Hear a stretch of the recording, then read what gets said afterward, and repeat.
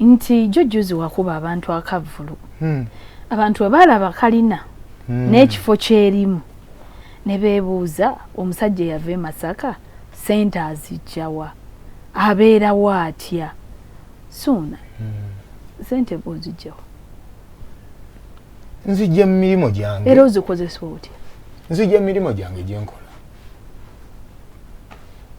nze nkoze nkoledde ebbanga neeteeseteese bulungi nkola emirimu gyange egyenjawulo nseetinze ebintu byange nina disco yange ya smart sound ekola emirimu katuli mu mulimu guno baguvumiriranga badijje mbu tebabeera serious babeeraawo nze nendaga ensi nti dijja asobola okuzimba kalina nenjiteekawo ku Ntebe Road ku mazzi galuga oyimirira ku gundi waggulu n'olengera amazzi. Suuna nga tunatera okumaliriza sheno nina ekibuzo kyesaagala kuva wano nga sikubuuzizza bintu bingi ebibadde biyitingana ku mikutu emigatta bantu ku bintu eby'omuwendo buli omu kye yandyetaaze ly'ettaka g'emaka okusinziira ku mbeera ezikwetoolodde magezi ki goyinza okuwa omuntu yenna ng'ali eyo muvubuka munno agenda gula ettaka oluusi ebimu bijjana mu mmotoka ebintu ebyo bye tuyandiise assets ayina kuyita mu mitendera ki era yeeyambye etyo obutesanga mu mbeera nga gy'olimu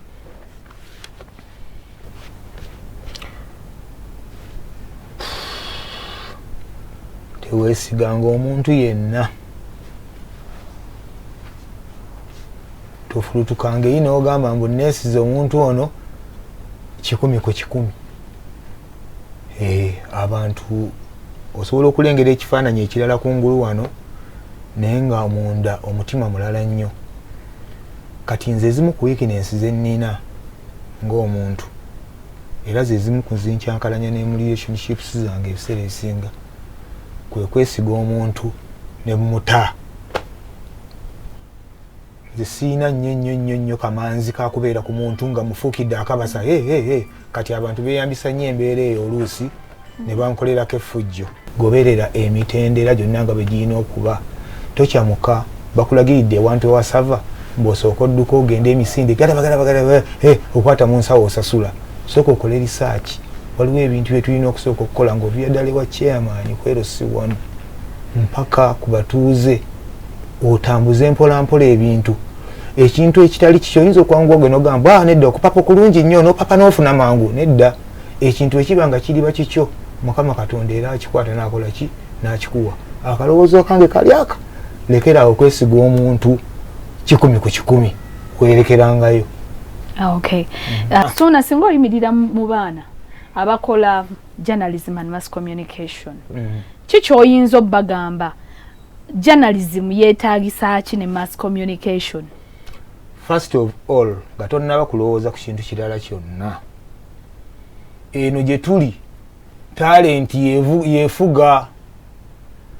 tokeera ku makya n'okeera n'olaba Sanyiro Biramu eruka ng'ali ku TV Obuganda bwonna nga ne Ssaabasajja kwali alaba n'ogamba nti nno mukyala nga wa kitalo nnyo nange engeri gye njagala okubeera nga ow'ekitalo oyo kaŋŋende nsoma ebintu ebyo ojja kubisoma obimalirize bulungi obigguse naye nga tolina art oba talent nga togirina osembe nakyo ebintu bino birina kusooka kubeera mu ggwe munda ng'okuza entunnunsi oziwulira nga tobiguddeko nga accident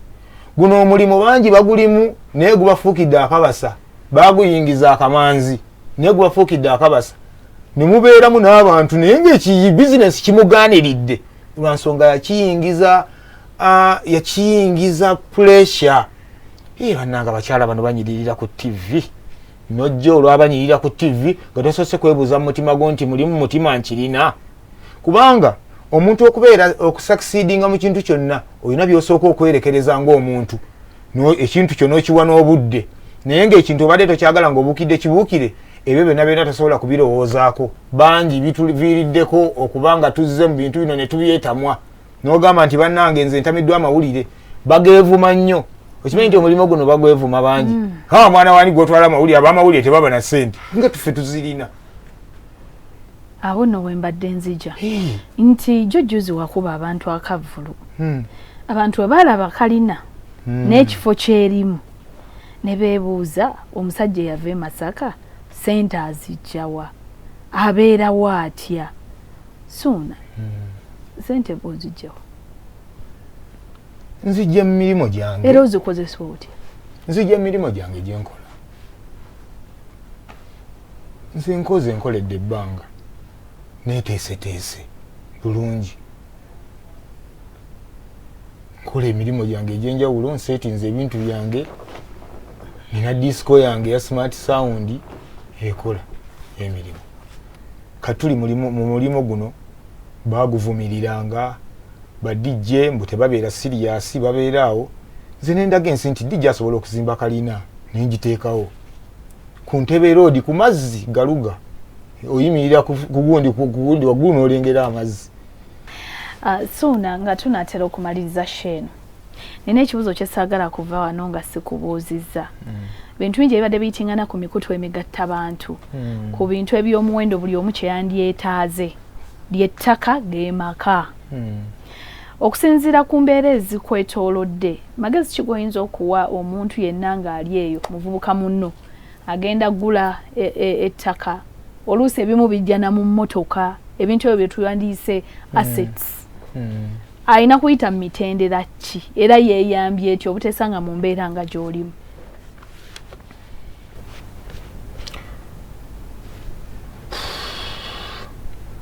teweesiganga omuntu yenna tofulutukanga eyi n'ogamba mbu neesize omuntu ono 100 ku 100 abantu osobola okulengera ekifaananyi ekirala kungulu wano naye nga munda omutima mulala nnyo kati nze ezimu ku weaknesses ze nnina ng'omuntu era ze zimu ku zinkyankalanya ne mu relationships zange ebiseera ebisinga kwe kwesiga omuntu ne muta nze siina nnyo kamanzi kakubeera ku muntu nga mufuukidde akabasa kati abantu beeyambisa nnyo embeera eyo oluusi ne bankolerako effujjo goberera emitendera gyonna nga bwe girina okuba tokyamuka bakulagiridde ewantu ewasava bw'osooka odduka ogenda emisinde galaba okwata mu nsawo osasula sooka okole risaaki waliwo ebintu bye tulina okusooka okukola ng'ovira ddala ewa chairman kwerosi wano mpaka ku batuuze otambuze mpolampola ebintu ekintu ekitali kikyo oyinza okwanguwa gwe n'ogamba nedda okupapa okulungi nnyo n'opapa n'ofuna mangu nedda ekintu ekiba nga kiriba kikyo Mukama Katonda era akikwata n'akola ki n'akikuwa akalowoozo kange kali aka lekera okwesiga omuntu 100 ku 100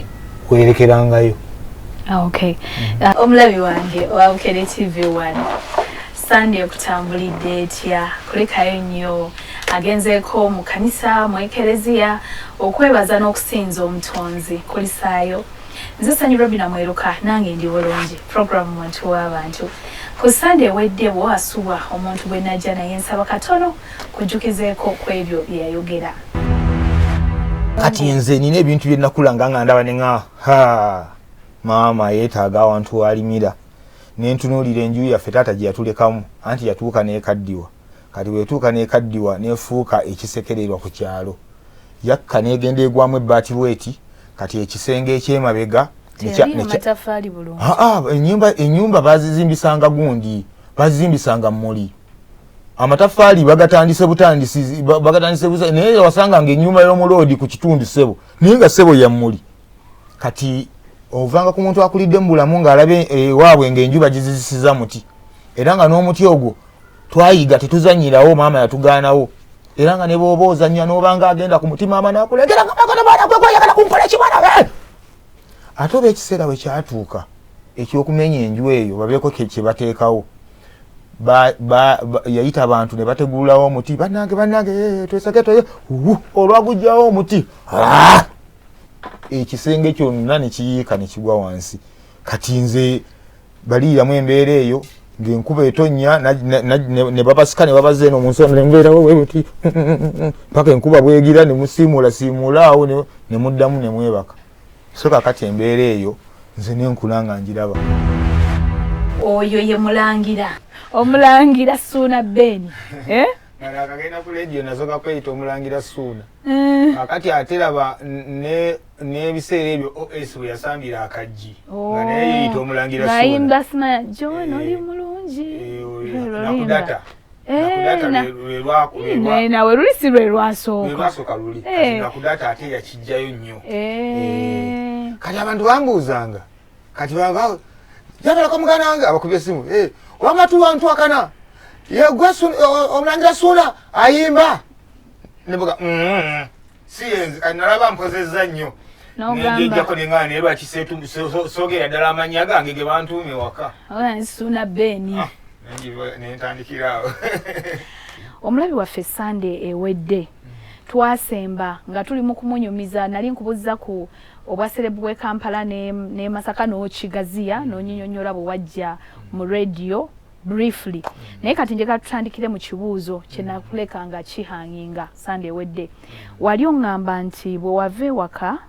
nga technical mama talina ssente ebyamakanika byaggambye waliwo obwali busigadde obuntu bwa muzeeyi obuzindaalo bwe butyo kati n'ogenda ewa munywanyiwo olwakuba erinnya lyerabidde akola mu saaluuni Abedi magezi n'omusomeramu nti tutandike okukola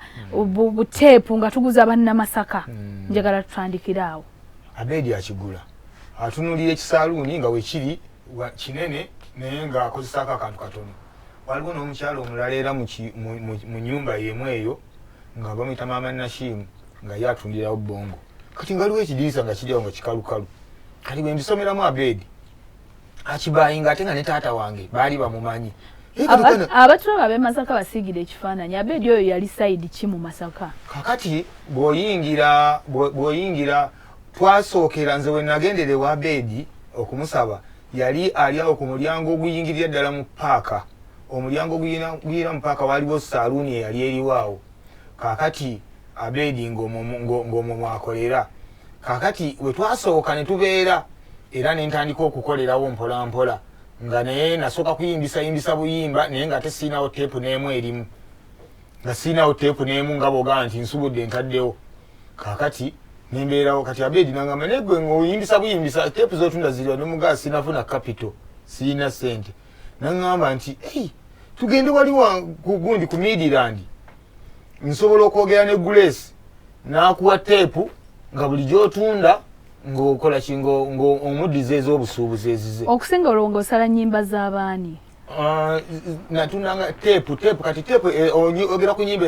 ezaali zituntumu ebiseera mbadde manyi nti nno waddiranga ennyimba gwe n'ozisala n'oziteeka ku teepu oba wagulanga teepu nga ya muyimbi nasuubulanga teepu ya muyimbi ejjudde kati ebiseera ebyo waliwo zihiti nga mugundi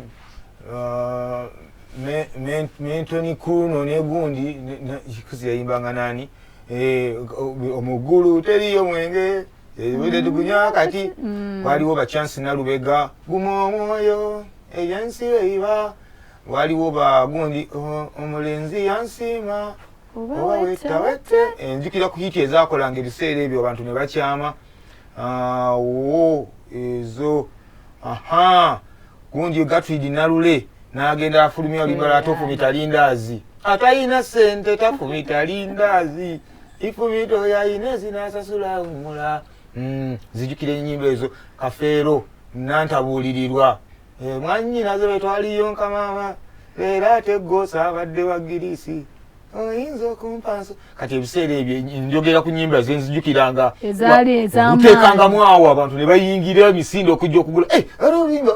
bwebiti ebyo kati tetwalwawo ne tuvaawo ne tugenda tuyingira ddala mu paaka munda ng'olwo paaka bagizize balangiridde nti nno buli muntu oba alagawa emmotoka alina girinnyira mu paaka ne tugamba ate paaka egenda kuwooma kati ng'abantu bakkirira mu paaka emmanga lwakuba kati kyaggwawo sikikyaliwo bakikuba ne bakivunvubika era abantu ne baddamu okubanga emmotoka bazirinnyira eri waggulu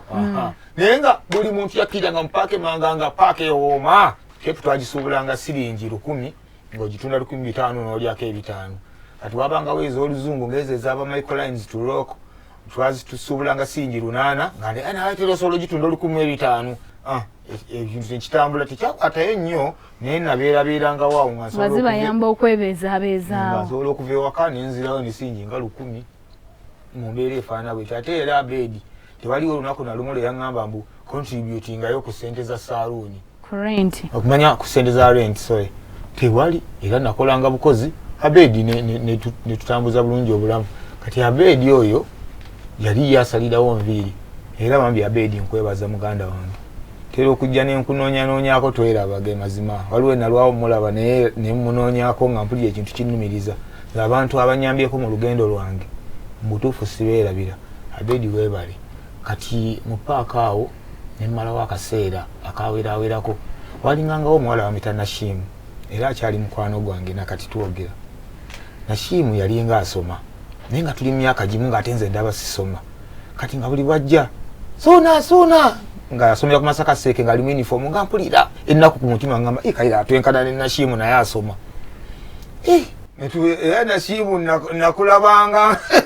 ntomanyi ngeri gye nakutunuulirangamu yajjanga ne kakwano ke nga akayita Shamimu nga buba bunyirira nga nabo nga negomba bubadde nga malabo abaana kale basoma tuli myaka gimu naye mba nkyali mupaako omuntagalatagala nenda okulya nga bagamba mbu wali ekibiina bakiyita drum beat mbu kiweerera abaana kasitooba ng'omanyi okuzina amazina omanyi okukuba ebivuga kati nga nze nakye neewulyamu muli nti nsobola okukola ebintu ebyo singa mba nga nfunye training nengamba maama nti wagi nkulembera ontwala ewa master pad aye nga ne maama yali mu gurupu eyo agendayo n'azanyirako master pad emizanyo n'avaayo kati twali mu kumenya mujenje kalu saalwawo master nga nyingiza mu drum beat nga nzija eno nentunda obuteepu bwange kawungeezi nengenda mu training kakati bakuzaayo okusoma omwaka gwayitawo gumu nga njize buli kimu nga manyi okuba ebivuga byonna ebyo bwemulaba nkuba obudingididingidi obwo bisi byonna nabiyigireyo madinda byonna ebyo ne mu bidongo byenkuba omwo mbukuba nembuteekamu nga mpafekitinze bulungi ne bagamba omuyaye yabiyigirawa nabiyiga nkyali muto kakati master nambuuza suuna beni suuna oyagala nkukolere ki kubanga banno basoma gwate oli okola kati ye yali amanyi nti ngenda mugamba master nti wanjagala nfunye emitwalo nga 3 nyongere mu business yange nze ojja kuba nzigyeko engalo namugamba master njagala kuddayo okusoma yabaluka n'aseka n'okuseka anti nze ebbanga linamala mu paaka nafuuka akaana k'omu paaka nga nabeeranga mu buulugabire bwange ng'olikayayeko e Masaka kabadimaani nga mbeera omwo mu paaka naye nga akaana gakatoto gayanga eki olwana akaana k'omu paaka kati namalamu mu paaka emyaka nga 3 kitundu nga ndi omwo kugamba nga bandabira ddala akaana kamuli ekiri kajja wano kiri baki naye olunaku nagamba master nti njagala kuddayo okusoma bambi naye mu mutima akikola ngamba okakasa nti ye master nankwata nantwala ku ssomero baliyita Exodus ng'oyingira ku welcome boat baliyita Exodus era nga njagala kusoma amasanyalaze namugamba master njagala nnyo amasanyalaze nantwala nsoma amasanyalaze kyokka era natuuka ku Exodus koosi y'amasanyalaze era ne bagijjawo balinayo koosi obugunji kati ze basoma kati nga boga nti ewa accounts basoma nga simanyi assets simanyi biki kamansi biki ebyo kati naye kati history ate eyo taliiyo kati eno wali ogenda kukola biki introduction ya senior 1 nafuna ebitabo by'abaana bano abalala nentandika okusomasomangamu bwentyo nentandika okuyisayisangamu negayira master ntwala mu senior 2 kati master ali bamuwuliriramu mu byenjigiriza era tebaagaana ne bampa nenyingira senior 2 nangamba concentrate nga njaga saa kunswaza kati ebya drum beat nosooka obivaako sabiwumuza kati ate kati nava mu buteepu eri nenvaayo abusiness nekalekera Abedi ye ng'atambuza ye ng'abeerawo abikola sala enviiri omuntu wajja nga ayagala ogundi ng'agenda wali ng'amuguza bwetyo kati kagendayo kulambulayo obulambuzi katono nenconcentrate nga mu drum beat n'okusoma nakwatako ku lume kubona enyingira paaka nga nyambadde uniform paaka yakuba enduulu okuva ku mulyango abange ateka kati mulabe suuna gyewa uniform bwananga akaana kazeeyo okusoma omanyi okuba akaana akayiribika omupaaka nga buli omutakulaba musuubi ddala ne bakulaba nga oli mu uniform banaye katonda nga wakuyinza ani yazizaayo no mwana ku ssomero nga nsoma senior 2 kakati nga gundi nga senior 3 esendetera ate akabasa nga bigaana tugenda tamu ey'okuyita ate trip yogenda ebweru ejja kugenda e Sweden katusooke tuwummulemu program muntu w'abantu omulabi wange tuwummulamu katono ebinyuma bikyajja totuvaako Katundu kaffe kakubiri mu kitundu kino ekyokubiri ne Sona Beni tuwumudde azeeyo okusoma oluvannyuma lw'emyaka 3 kitundu nga tasoma ali mu kuyiririra mu paaka. Senior 3 opportunity ejja waliwo abagala ogenda e Sweden. Drum beat ng'ekibiina kye nalimu kiri bakiyita ogenda e Sweden, waliyo cultural exchange program, waliyo Reverend Semakula yali atutwala kati nga ku line up nga sisobola kubulako, nali mbekete nnyo nga mmanyi buli kimu. Batwala abaana 8 nga naye nkuze nsooka ku lukalala kati tugenda e Sweden. Ennyonyi nali manyi ogiri nnyo wano gyo juzi mwe mwasooka e Dubai. Andi munnange nabinnyonnyolanga abantu nga tebabitegeera, naye nze manyi kimu nti akaseera kabaayo akatuufu omuntu wategeerera ekintu. Olaba waliwo omuntu omu gwe nali naye nali nkola research nangamba omutubuulize lwaki Sona alina amaalo. Opportunity yazze simanyi omugago we yali abatwala UK I think nga tunagenda Dubai. Sona ebyewaabwe ndoza ne bimugamba tolinnyanga ku nnyonyi. Opportunity yagiganye kati nenga naye mbali manyi nti otandise wano gyo juzi ngoze Kampala. Nedda nzogenda okulinnya ennyonyi e Dubai nalinnya dda ennyonyi za mirundi 2 kubanga era bwe twamala okuva e Sweden ate era opportunity endala yajja ate era ne tuddayo eri e Sweden omulundi ogwokubiri. Twaddayo ate era nga sirina director waffe kati nze nkuze mbugumiziddwako kutulavolinga ng'ebyo mbitegeera era just nze naagala kulaga abantu mbu ndi excited nnyo olw'okuba ngenze nti ni ennyonyi e Dubai naye nga wali obimanyi. Nali nze tufumba kintu kyaffe bantu kutwaniriza nga bannamasaka anti kati omanyi nze ebimu ku byokulwanyisa byange byennina nze nkupima ekiti kyoyagala okundabiramu yembeera gye nkuteerawo. Onanyumira kundabanga fala, onanyumira kundabanga ataasoma. Kati tolaba ne ku bizibu bino ku challenge zino zembaddemu bagira bagamba nti no ekikulu teyasoma. Bagamba ono yamuleeta e Kampala kamumalemu amaalo. Ekikulu teyasoma. Bulijjo bamulambuza Kampala. Kati mbu ekikulu teyasoma kati nesiika. Kubanga nze nasoma ne ku university nentuuka Kampala University. Twasomanga ne Walugembe Moses, Mpaji Falidi, Bogere Moses, Kyamagero.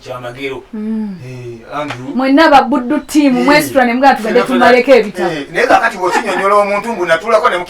university nga batandika alimba. Kati byongo bw'oli oli ng'akaana ngo omulekerawo wayagala okulabiramu ng'obeeraawo.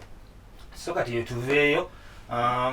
ngenda okudda nsanga abaana baayita. Bagenda dda mu senior 4. Senior yokuna. Nange nga ngamba ani adda mu senior 3 nga nyingira senior 4 mba nakasoma inaku nga 3 nga master ja twamukaza akola master bigoli nga ja master bigoli nga gamba excuse me sir, there is someone here who is supposed to be in senior 3 he's hiding. Nga soka nzika bweki abana nabo nga bankweka nali wa kibozibozi nga tebaga kusuwa kyayi waabwe ne babuuza kama se yasomesa nabuuza ani yenna naga where is Sona Ben nevayo nga go back in senior 3 awaita nenganza okudda mu senior 3 waliwo essomero lyalirinkanirawo nga lyagala ngendeyo netabe mu gundi mu drama club yaabwe biki ebya entertainment Stella Maris naye nga Stella Maris nali ntyayo nga standard yawe ya wagguluko nga ngamba nvuyizeeyo nze yafulukinga obufulukinzi essomero nkyavuye nenkubira mwami Bulu ne mugamba muganda nti wangi saamukubira waali mukubira saayina simu nenga zaaliwo nenga siina kakati nengende wa mwami Bulu ne mugamba nti ngonze nagenda ku Stella Maris ne mugamba ngonze nzikiriza okujja ku Stella ne basanyuka ne bajaganya ne bampeerawo basali kati nga nina kusasulako makkati kakati okwejja ku ssomero lino okuwetwala ku ssomero eddala kyantabula ne mukama wange master padi nanyiiga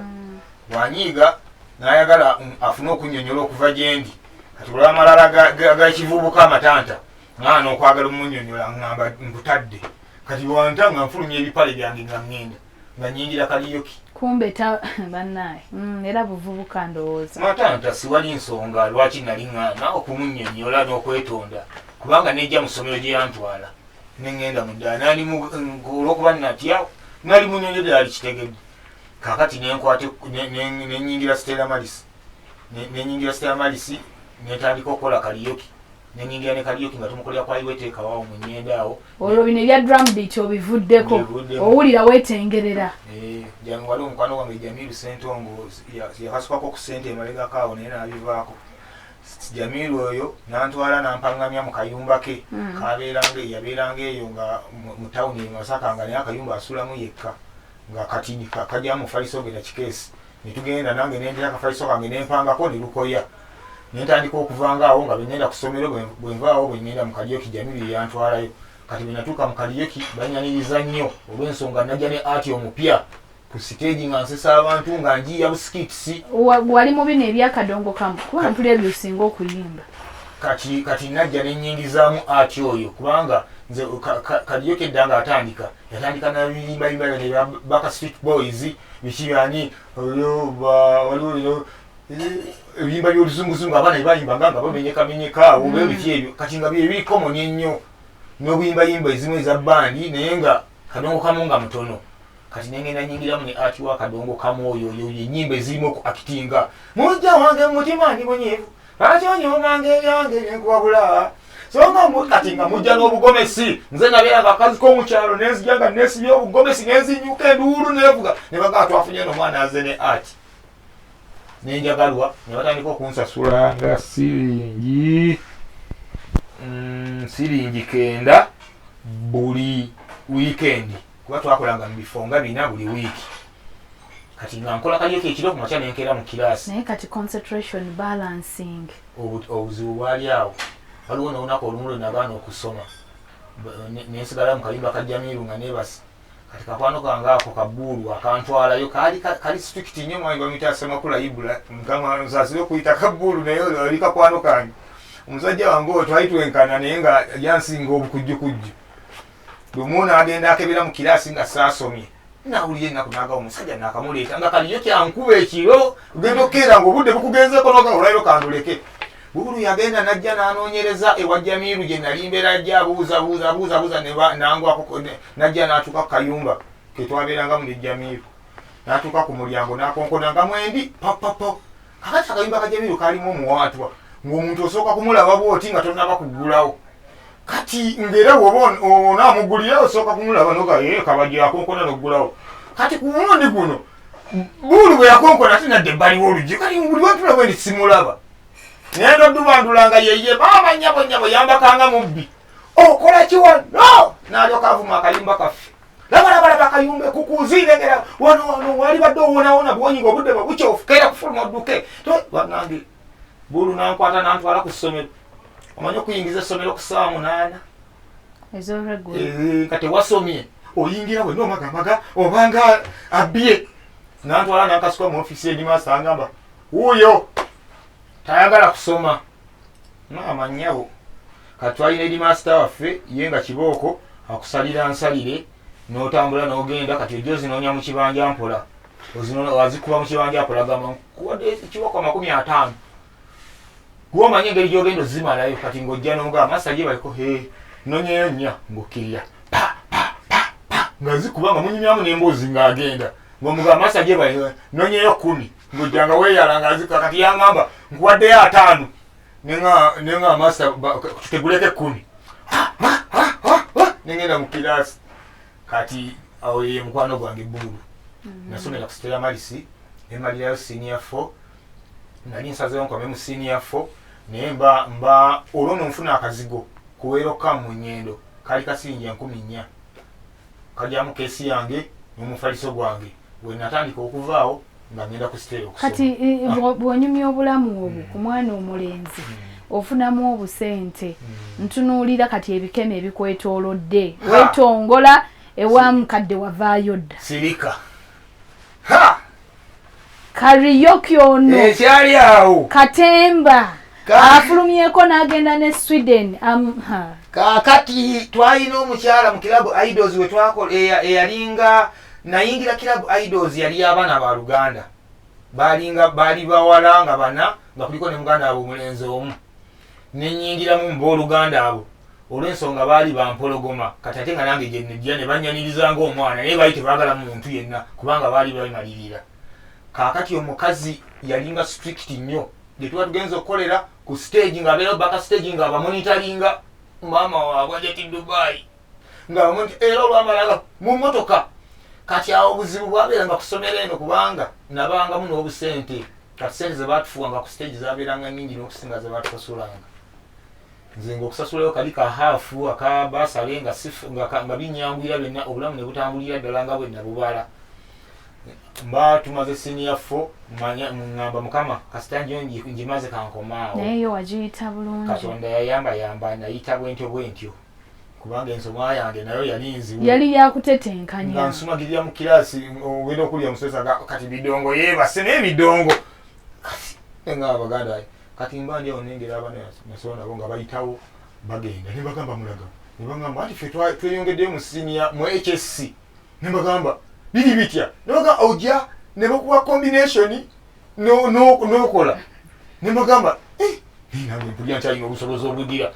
sirumbi esizeyo ku Stella Malisi tebampadde combination bakuwaki head art history economics ne jogo head ne divinity nenstokinga art kati waliwo abatamanyi nti nsobola n'okwogera ebigambo ebyo bino bye tuli mu kunyumya nange ebimu neewuunyisa anti kakati because nze bwe nkulaba mu bulamu bwo bwa bulijjo omanyi kati mu research waliwo kye bayita observation nga gundi emu kati mi when I see you wenkutunuulira nze ebbanga lyenkulabire because tetwogera nnyo kulaba obaira musirise bwoti n'otuula wali n'odda ku ssimu yo olinga kati bwe bafulumya zino statements munnakyalo bamugjamu ekyalo kino gaye bambi musajja wattu kati abantu bakusaasirira eyo kumbe bali ku mufere program muntu w'abantu saagala oveeko katukomewo weewaawo program muntu w'abantu tukyagenda mu maaso ne Suuna Ben. Suuna Ben yo ebinyanyanyanya oyo presenter ku radio era nga akoleddeko mu bifo ebyenjawulo nga kati wetwogerera ali ku Vision Group radio embuutikizi. Embuutikizi egamba ki? Embuutikizi kuva lwe najja nayo yayuguma yo gyotya ku mbuutikizi kyebaliza Mukama Katonda. Mwami Kabanda ne Walugembe Moses be bandeeta kubanga bo baali bamanyi kati bwe baveeka e Masaka ne bajja e Kampala bamanya ng'omuntu obeera n'ogamba nti tuli eno naye waliwo akasajja ke twaleka eri kati nga vibe zange n'obusobozi bwange babimanyi nti bwe mba nina program gye ntuddemu owulira nti waliwo omusajja aliwo so nebaza Mukama nti bwe bajja eno tebanneerabira ne bannona be bandeeta e Kampala. Nasooka kuwulira mu show ya kumakya ate nodda mu y'olweggulo ki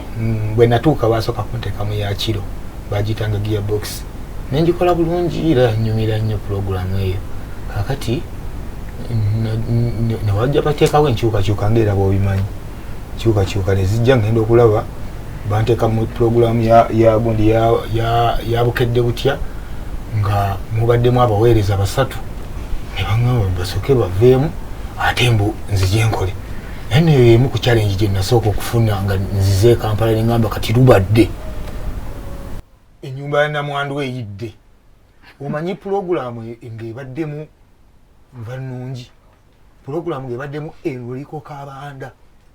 pulogulaamu ng'ebaddemu Kayibanda ne bagamba mbu basooke badde tulina bye tukyatereeza jangu ogire ng'okola wekka nasanga akadde akazibu nga buli akadde k'okuta amasimu bwe katuuka nga neeraliikira nga ŋŋamba abantu bagenda kunvuma kumbuuza abasajja baliwa be bamanyiira okuwulira bagenda kumbuuza nga omutima nga gukankana guti buli kaseera era nga lwe bagenda okukwata essimu aŋŋamba nooti 48 alo kati ng'osirika awulire agenda kwogera ki kuba munanga bawuliriza bo bwe batyo babayita bazivugira aliwo ate era basesa balina enkola yaabwe asooka nakubirako essimu nga takyakuwulira ku mpewo ye baliko naye ddala waviiriddeko ddala ku leego kakoomugamba nti ye n'oteekako leediyo gekulya ng'agamba aliko muganda wange gyebale nti bannange bakuleese bannange webale bakuleese pulogulaamu wagikyusizza inogamba bawuliriza magoma gavugira aliwo munnange emu ku challenge nasooka okusanga okay tumaze okubeera nga tusalirako ddala olubalama baana bannyabo balamusako nti muli mutyamu gye baleko mwebalire ddala okukola mwebala okuyiiya nabbe tumaze okubeera nga tuyingirirawo ddala twaluwaayo ne tugamba nti lunaku olw'omukaaga tubeera ku Bukedde Farmer Radio Mbudikisi nga tukabagula ndongo eri emenya amateeka olunaku olwaleero olunaku lumaze okubeera nga lutuukire ddala bulungi nnyo ekyenkaniddeawo bassebo ne bannyabo naye kiwulikika kitya okuba ng'oli omwo weeyogeza wekka weeyogera naye tomulaba bwe weesesa mbwosamubuuza munaye mwaba birimu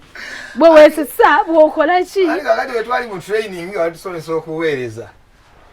bakusomesa ne bagamba nti nno gwe wonna wooba otudde weeteeke mu kifaananyi nti oli mu kunyumya n'abantu bali awo bayitirivu okola ki obalaba era osooka naye ne weeteeka mu kifaananyi n'ogamba nti nno singa nze mbadde mpuliriza omuntu ono nandinyumiddwa ekyo nno ne bagundi byebimu ku bukodyo nze bwentambulizaako n'endongo yange gyenkuba bwe mba nina gyendi nga ndi mu kutabula bidongo nsooka ne neebuuza singa nze mbadde wali nga nzina amazina bino byenkuba byalinyumidde kati bwe mmala okwewayalinga obulungi nentegeera nti nno nandibadde nkola bwe nti nandibadde nnindirira kayimba nga kano awo kyenkola so nange bwe mampeereza ekyo kyesooka neteekamu neŋŋamba bino byenkola ddala mutuufu singa nze mbadde mpuliriza byali mpomedde kyona njagala nkutwaleko mu relationship mu bulamu bwo nga serebu oba nga public figure n'ebintu bino ebya relationship oba omukwano obisanze otya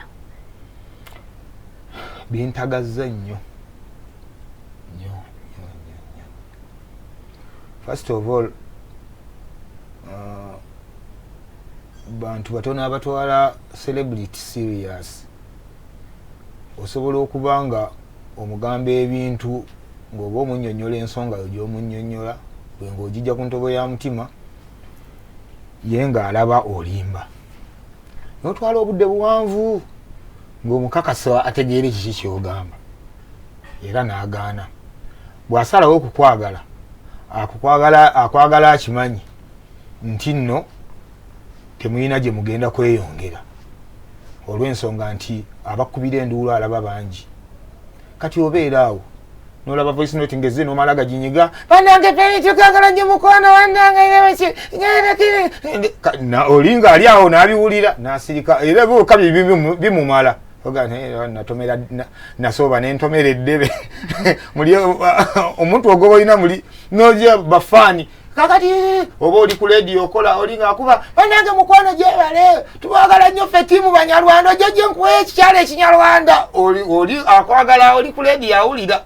kati bireetera abantu abatwagala obutatwala serious ne bw'aba nga asazeewo okukwagala akwagala akimanyi nti temulina gye mulaga bw'aba ne chance esobola okukola ekintu ekyekiyaayi agyeyambisa n'akikukola mangu kati tuwangalidde mu bulamu oba okubeerawo nga musika busisi muguwa mu relationship niwangala n'ono ogenda okulya nga anyumiza oli nze nalaba ng'alimpa talina ne bwe twandibadde tayinza kugira abawala babaagala bangi gwe yagenda bw'atyo omuntu sita yeesaaga n'afuna omukazi nga n'ebintu bya industry eno talina nakyabitegeerako ng'alaba birabe naye oyinza nga tabyegomba nakubigendamu naye omukazi ayagala musimbule mwenda mugende mu ndongo olagawa kunaagenda gundi era Sudaani nze tugenda ffenna nze nyangana ku nnyonyi nosooka onyonnyola nonyonnyola ne lwowaliriza n'ogenda naye muvaayo temukkaanya kakati badde bakusisinkanya kyokka nga nawe tofaayo olabikanga gwe binyumira naye biba tebibanyumira ebiriwa abawala najja ne babakwatako ne bakola biki kirungi omuntu okucelebratinga muli naawe oba owulira essanyu n'ogamba olugendo lwange oba entambuza yange ey'emirimu esiimibwa abantu abandaba nawe owulira essanyu muli mu mutima naye munnange oluusi abakuliraanye bo tebamanya abantu tebamanya nti omuntu asobola okuva eyi najja n'akubuukira naye nga osoose mulaba kwolwo era nga kwolwo lwokomye okumulaba kati twajjirwa social media nti ekintu kibaawo nowe koboko n'akirabira mu kaseera ke kamu ow'embalala kakirabiddemu kati mu bwongo bw'abantu abasinga ne bwabeera oli najja ku stage katugeze muyimbi omuwala najja ku stage n'amukwata bw'ati ekigira abalabi mu bwongo bagamba kati alabika bwe yavudde awo ekyaddiridde omuntu ne bw'obanga obeera naye nga mutebenkevu mission ye ebeera yakubba olw'ensonga nti nno takutwala siriyasi. Oli wasa ggwe bonna bona obalaba nti babbi. Saaga n'ensi eno nabulamu. Tujja kuwasa.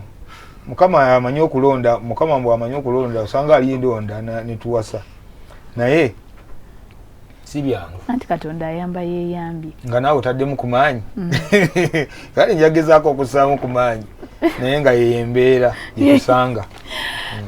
Eyo nnaku tutemu relationship naye twadde tuli mu kunyumyamu kusoma wano. Ogenze ku Exodus bakuwadde head stroke art. Stella Maris. Stella Maris. Ensoma nensoma senior 5 ne 6 Mukama Katonda nanyamba nenjikuba olukumu mutwe. Olwo tonna joininga gundi Equator eno side ku radio. Radio Equator nagijoininga maliriza senior 6. When amala senior 6 nengenda nenkola kwa iwe take away mu restaurant. Nga nkole mbere eyo manju eyo mu restaurant koza bintu kumala koza bintu gira kujjako maaso awo nga oli waguno na nga ndi mediator ndi awo ate kati nayagalwanga na nnyonga nina ebibozibozi nga mbeera awo nenjogeza ba muzeeyi be batya ba muzeeyi kati waliwo muzeeyi waswa nga bw'abazi anajja yatandikiranga eri okujja okucomplaininga kati nengenda nkwata eddoboozi lye kati nange nga ngenda nendaba nga sina nnyo mirimu nengenda nentandika okwogeza muzeeyi waswa abaana ne balyoka babunemi wabo muzeeyi waswa buyeze kubanga yagendanga n'aveera jaga bannange ebintu byonna biriwano tibiradakali tamuzonna kali gwalica lyoliwa kati nagendanga nembakanga luno olusuuna nga mazo kati olusi yajjanga nga waddala ne bagamba olwo olusuuna n'abagwako nga tebeetegese kati nabeerawo nga njagalwa ng'ate nkolerawo ne kaliyoki kati awo wenava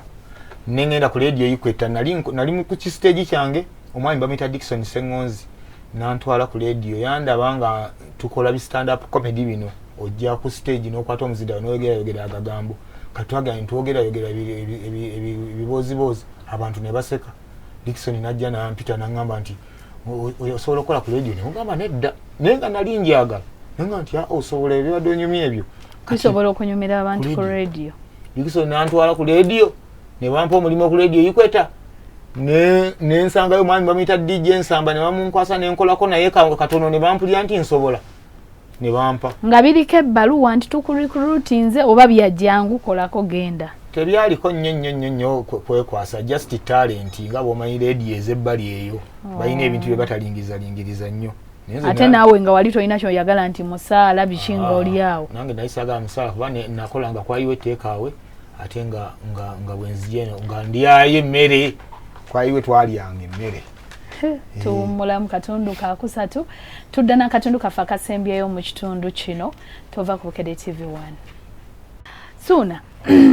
bw'oba wetunuulira obulamu bwo kati okuva mu buto kale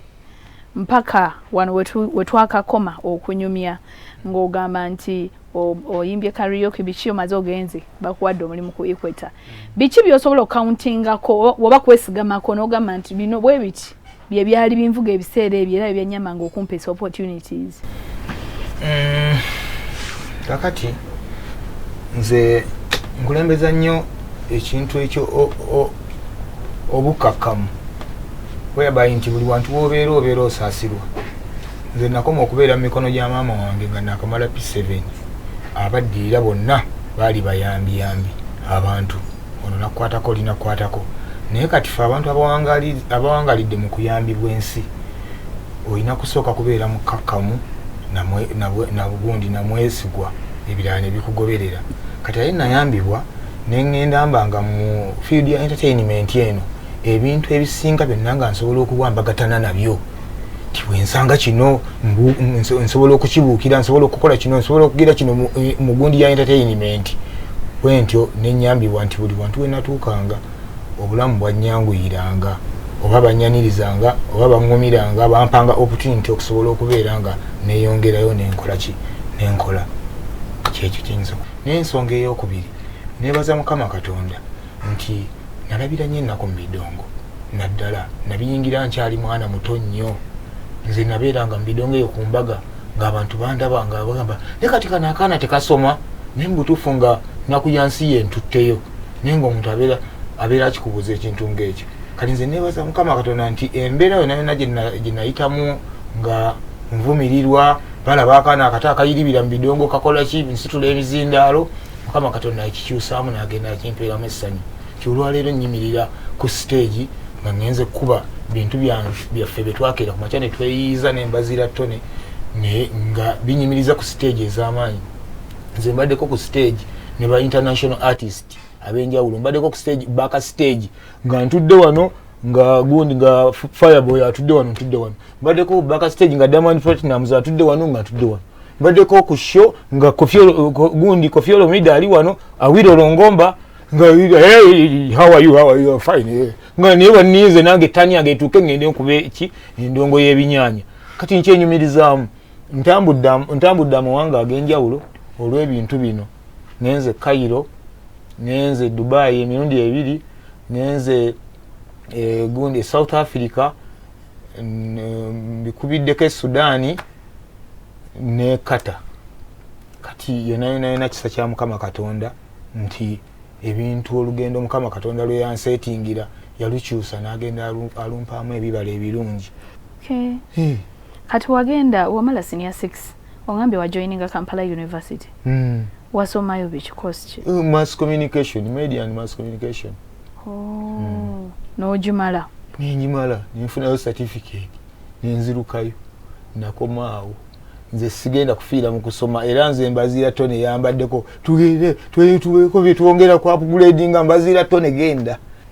So nasinga oyimirira mu baana abakola journalism and mass communication. Kiki oyinza obbagamba journalism yeetaagisa ki ne mass communication?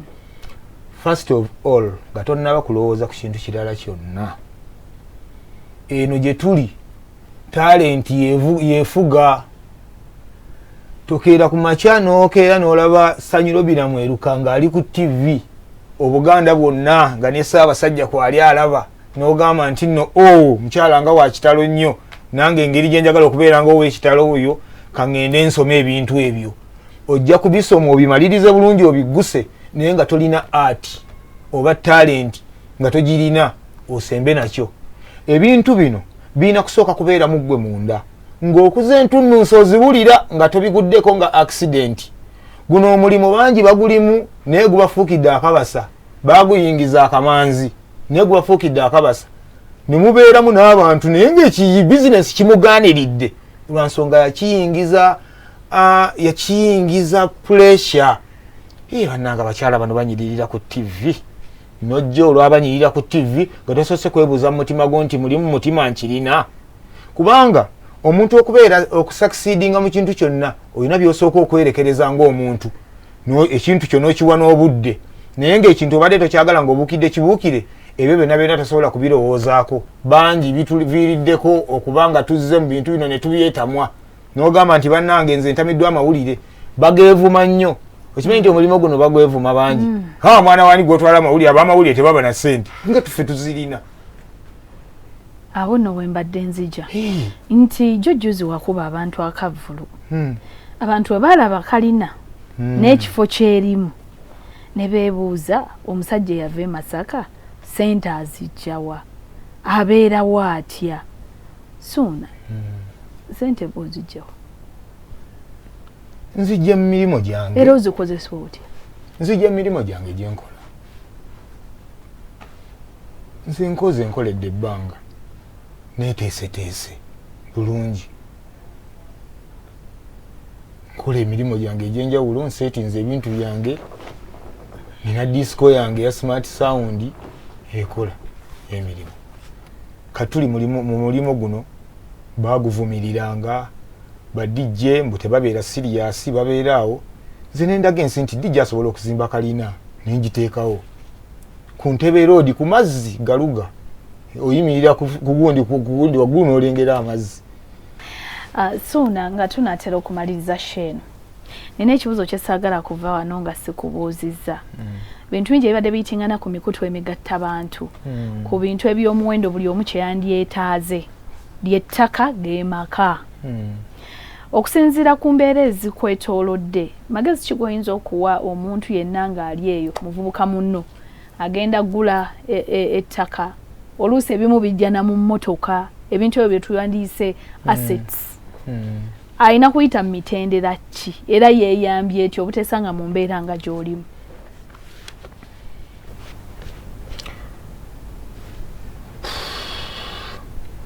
Teweesiganga omuntu yenna,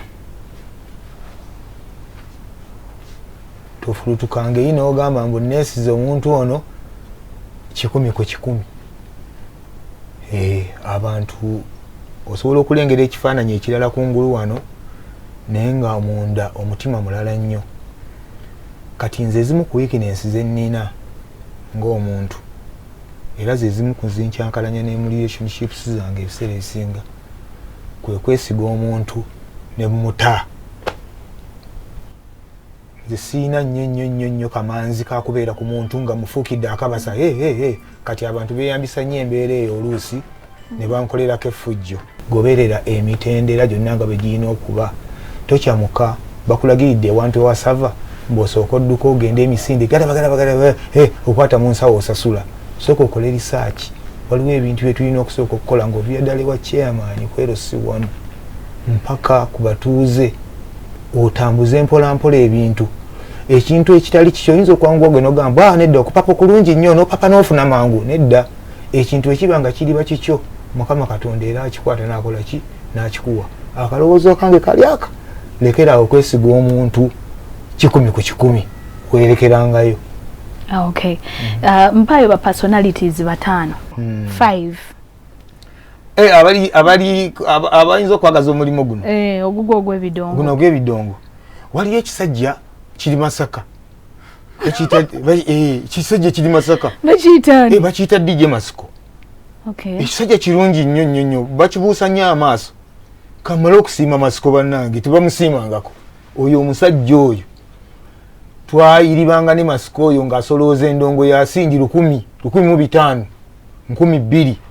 Naye Masiko n'ajja ssente mu bidongodongo awo n'agenda nga gattagatta. Masiko aguze Masaka eno naye nga DJ mwenyumirizaamu. Musajja mulungi nnyo. Naffe katwezzeeko nze n'embazira Tony. Tetuli bamuzannya tasobola kutulaba n'otuzannyisa. Tuli basajja ba mutawaana. Twebaza nnyo akasajja ke bayita DJ Shiru. Akasajja ako kasajja nnyo. Amakuuli g'abadongo basinga gakuba Shiru abanga bagatukubye. Ne Shiru oyo bamukuba nnyo amakuuli g'endongo kubanga DJ teyabalwanga nga muntu. Naye Shiru alina ebintu bingi nnyo byakoze okugyayo ekitiibwa kya DJ. First of all, yeekuuma nga alabika bulungi buli kaseera. Omuntu n'agamba nti omuntu ekitegeeza DJ asobola okuba serious. Omulimu guno yagufuula bizinensi n'oba ng'ogenda ewantu ng'ononyeyo ssente. DJ Shiru y'omusajja yatusooka okugenda e Bulaaya okunoonayo ssente. Nze n'egundi ne diiru y'ekkata eyagimpa nankwataganya n'omusajja nankwataganya n'abakulu be nakwatagana nabo. Kale kwe gamba olabira ddala nti omusajja omulimu weewaawo. Baliwo abalala. Kati nsimirayo mikwano gye 3. Mikwano gyange bota nayogerako abasinza okuyamba bukyanga ove Kampala, bukyanga ove Masaka okujja e Kampala. Liri puzzle lunnabe oyo mukwano gwange wowe natuukira. Muganda wange webale nnyo webalire ddala. Nabeera ne liri puzzle nga talina yadde 10 ng'ali bubi naye nga akkiriza ne tubeera ffenna ku kafaliso ne twebaka. Ne tukeera ne tugattagatta ne bigaana naye nga weetuli. Talina lunaku lwe yanneeganya. Buladi wange weebale nnyo weebalire ddala. Nzizaako muganda wange Mbazira Tone bwe tutobye n'ensi eno.